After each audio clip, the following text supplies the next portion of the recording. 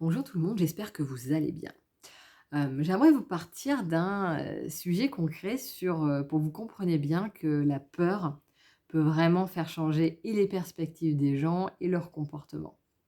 Parce que dans la vie, en fait, on a 2 choix, où on va vers la peur, ou on va vers, l'amour, la voix du cœur, l'énergie positive, la lumière, qu'importe comment on l'appelle, mais vous comprenez bien la différence.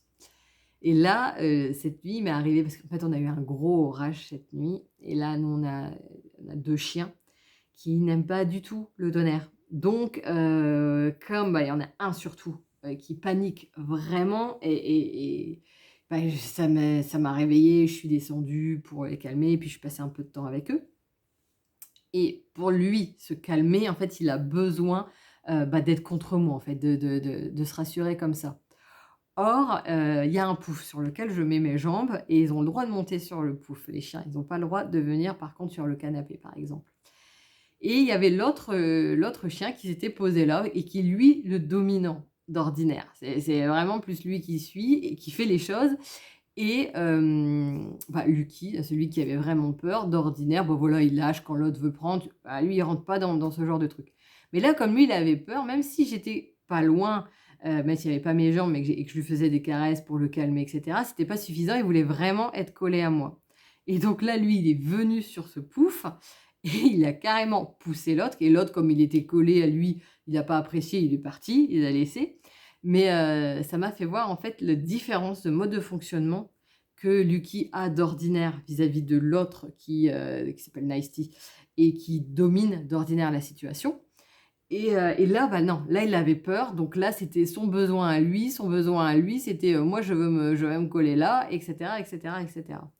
Et ça, ce mode de fonctionnement, nous l'avons tous. C'est-à-dire que dès lors qu'on est dans la peur, forcément, il va déjà avoir un effet tunnel dans ce qu'on va voir. On va pas voir toutes les perspectives qui se présentent à nous.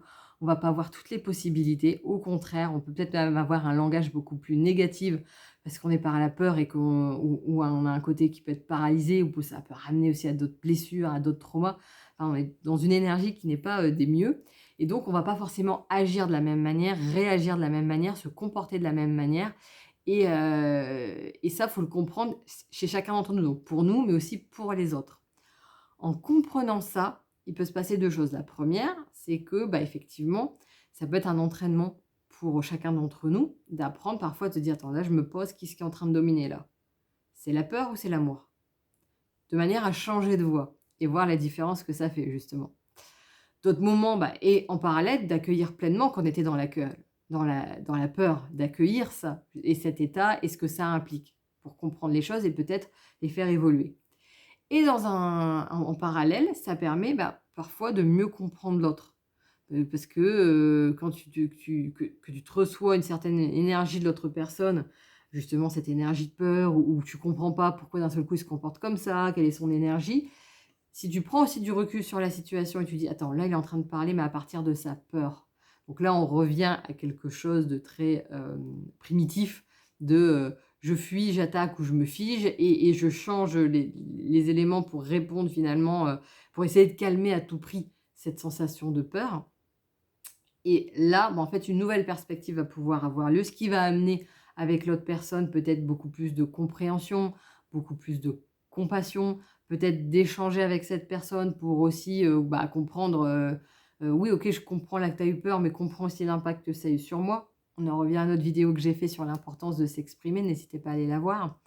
Et en fait, c'est des petits points qu'il est important de faire régulièrement.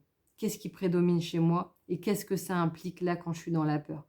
Parce que je comprends ça, je me comprends mieux. Je comprends mieux certains modes de fonctionnement et je peux aussi mieux comprendre l'autre qui éviterait finalement certaines embrouilles qui sont dues juste au fait que la personne est dans son chemin de peur et donc dans son effet tunnel et donc elle est fermée à toutes les autres possibilités, opportunités qui peuvent se présenter à elle parce que, engluée dans quelque chose de négatif, en fait. Donc n'hésitez pas à me dire ce que vous en pensez. Je vous souhaite une excellente journée et puis je vous dis à bientôt.